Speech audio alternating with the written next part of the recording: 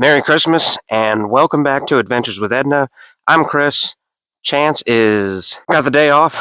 I'll see him tomorrow.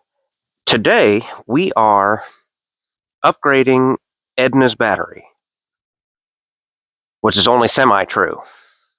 Let me show you. So this is Edna's old battery that I just pulled out the other day. It is a 58-2, which is the battery that I put in it a few days after I bought her to upgrade from the 6-volt system to a 12-volt. And that was almost 4 years ago now, so that battery could be on its way out, I don't know. But it's been fine, except for those cold 30-degree or below 30-degree mornings when it doesn't want to work. So, technically, we've already upgraded the battery, but not really completed the install. Edna's battery's actually been fine. She's been starting up normally, but lately, since the video a few weeks ago where I was showing you guys that in the video where we worked on the other F-150, trying to get it running and driving, the reason behind that is because Mary's car has crapped out. The truck isn't really ready to go anywhere, her truck, and what we need to do is get her a new car or get her truck running properly. So in the meantime, I have taught her to drive Venom because she didn't know how to drive a 6-speed. So we taught her to drive that. Now I am daily driving Edna for the time being, and even though that's not an issue at all, there has been a couple of mornings where the temperature dipped into the 20s and she didn't want to start, which will make you late for work, which is not cool. Always be on time to work. So what we did was we got a new battery. And we didn't just get a new battery, we upgraded the battery. Let me show you. Now, that battery was the one that I got when we first upgraded to 12 volts. It fit in the tray just fine. This one, what I did was I measured how big the tray was to fit this battery in the same spot. Now, the original battery only had 550 cold cranking amps, whereas the new battery has 850 cold cranking amps. So that'll be good for those 20-degree mornings trying to get to work. Now, you can see the battery looks fully installed, but it actually isn't. This tie down over here, I could not get in. Now, my plan was to do a video with this and make the battery a upgrade project on the channel, but I had to do this in the middle of the week in the dark with my phone's flashlight. So I could not get that on. It's sitting pretty secure for the moment. Like, I didn't feel like it was going to fall out, but I do want to get the battery fully installed to where it's not going to risk falling out in any weird situations. This is also the start of a bigger project coming in Edna's future. We are planning to upgrade to electric fans. So to do that, we need more power. And by that, we need a bigger battery.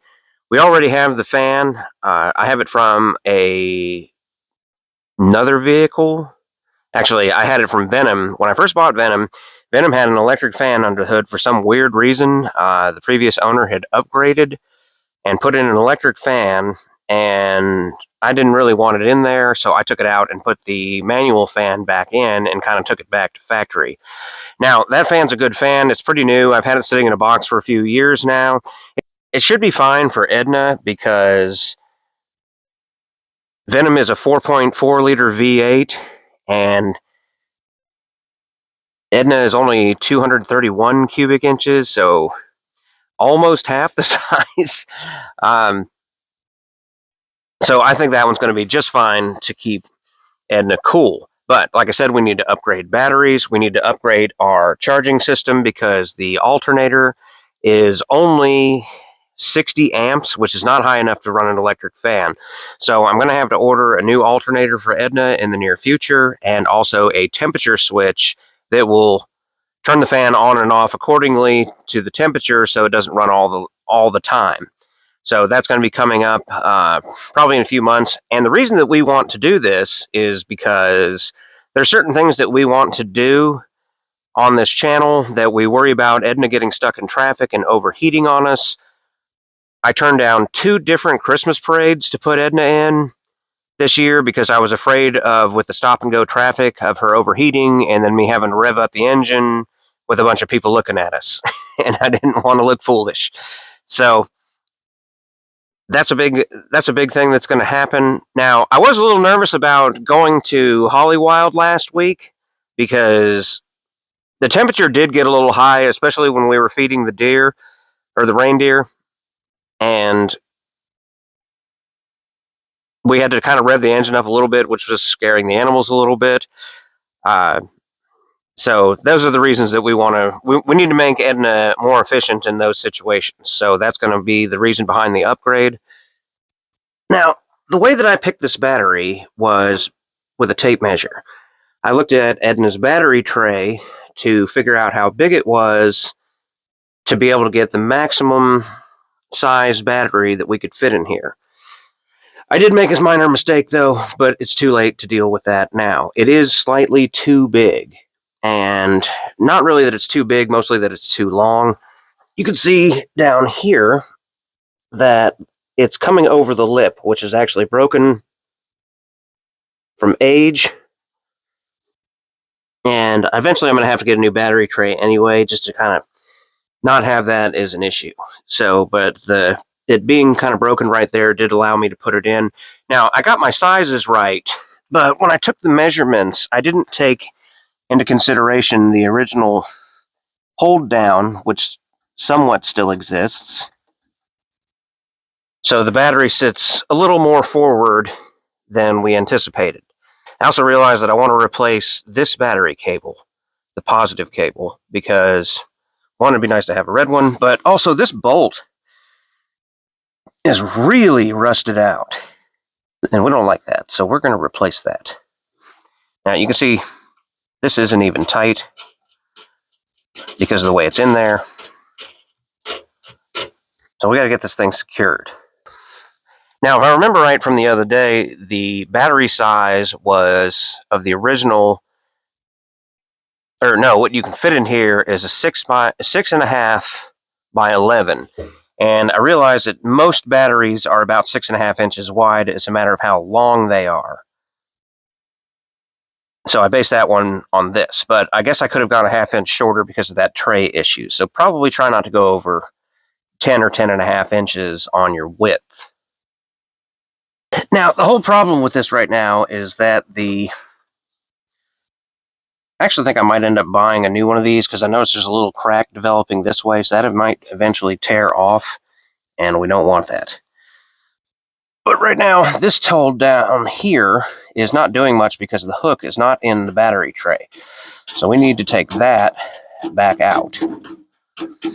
Plus, you have to cut these to length. This is a universal kit, and I cut these kind of slightly, I think to where I had the wing nuts roughly about there and gave myself a little excess. But they're going to be pretty close to the top once we get this thing together. Also got to figure something else out, because with this new battery, I feel like the heater hose is laying right on top of this other nut. I don't like that at all. We'll take off our washers.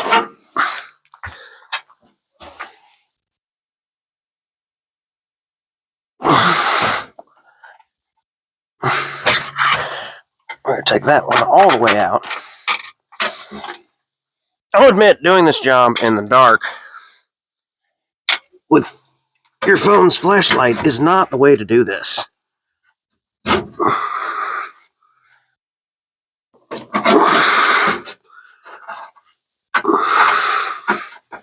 So we have to get this down and into our hole.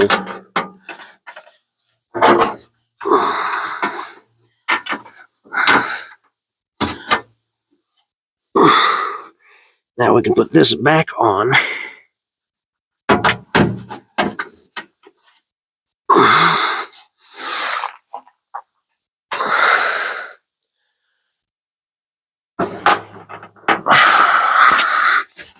Hopefully you guys can see this okay. So we're going to put that on. And we forgot to grab our wing nut.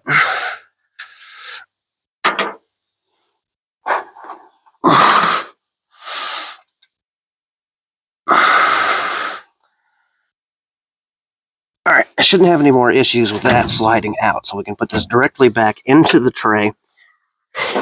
Now again, this is only fitting lengthwise because the tray is kind of rusted out over here and over here, so that front lip is bending down.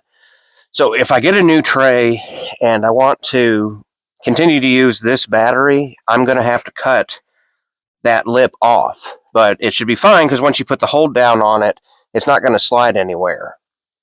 Now, next what we want to do is get this hanging back over like it was.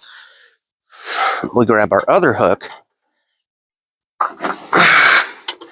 slip it up through our hole on this side, which I'm pretty sure my hat and my whole head is blocking the view.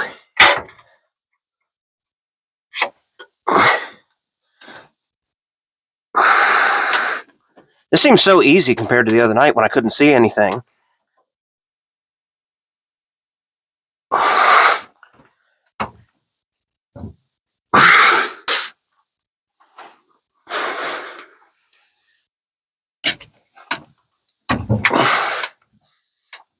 Alright, that's on good. Now we put our little cap, our rubber cap back on, we put our wing nut on, and we can tighten everything down.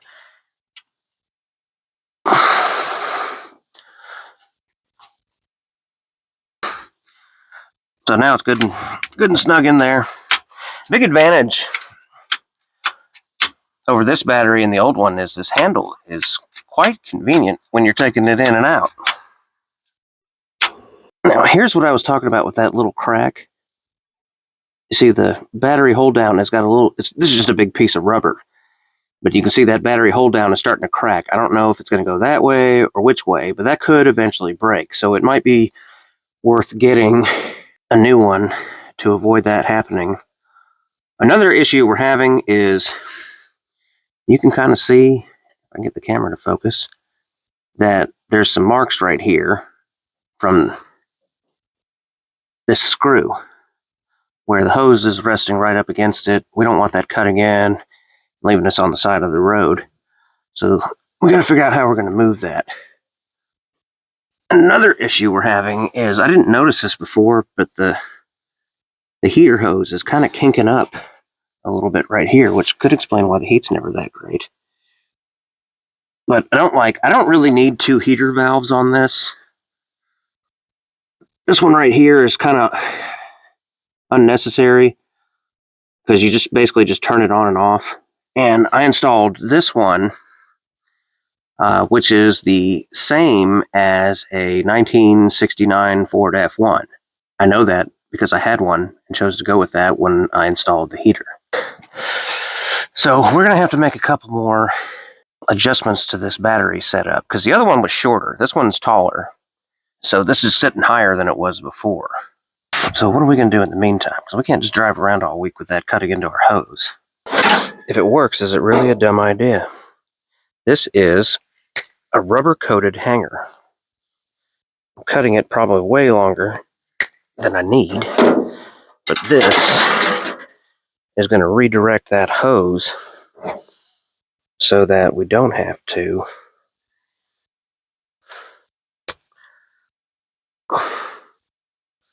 worry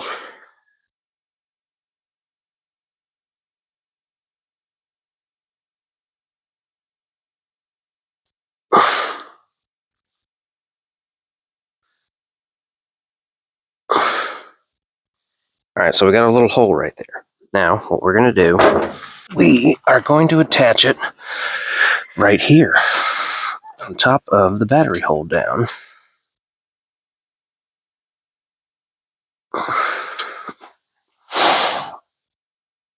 Alright, we made it a little too the hole's a little too small, so let's fix that.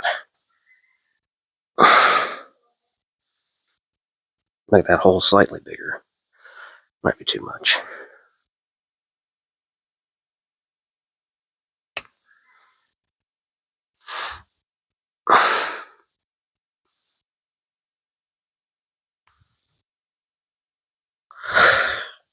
I guess we're starting over. We almost had it there.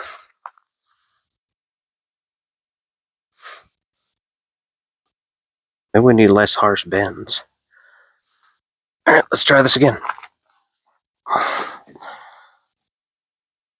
We got to get more thread up here to compensate. So what we'll do is we'll kind of crank down on that a little bit to get some more pulled up. At least enough to cover the amount of thickness for this wire.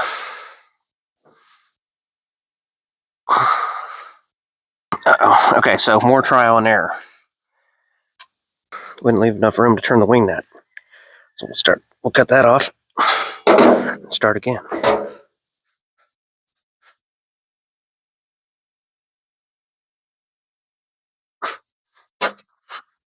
We'll come out here, then bend up. All right, we made a little progress. We're not anywhere near the hold down. Well,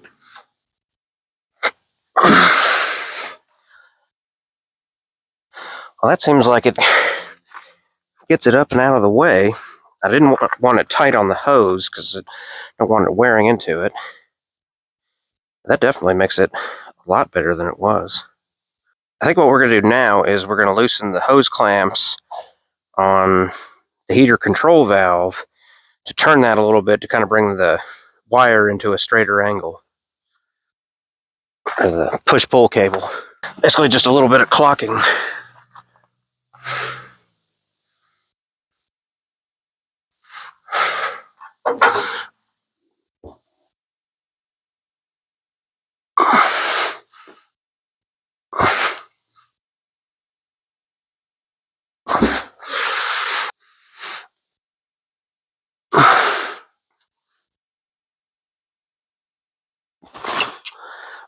I think I failed to mention this in the video earlier, but this battery is 7 1/4 inches wide by 11 inches long, and it's a 65 group battery, just in case anybody wants to do this same battery swap. Although, like I said, I think if you're really to run it, you're going to have to cut that lip off of your battery tray here. Mine just happens to be rusted out, because patina. That's going to do it for our battery upgrade. Hopefully you guys learned something. Hopefully this will help out. Mine was not exactly conventional here, but hopefully it's going to work out. It hasn't been below 30 degrees since I put the battery in the other day, but it's got plenty more cold cranking amps, so it's a much larger battery. It should work out good for cold starts, and it should be big enough to help run the electric fan in the future. That being said, I hope all of you guys have a very Merry Christmas. Thank you for watching. Hope it's special for you guys. Don't forget to check out our new Patreon for exclusive behind-the-scenes content. We're just getting rolling with that, so there's not a lot on there yet, but we're getting there. If you want to check that out, the link will be in the description below, as always. I'm Chris. Thanks for watching Adventures with Edna, and we'll see you in the next one. Merry Christmas.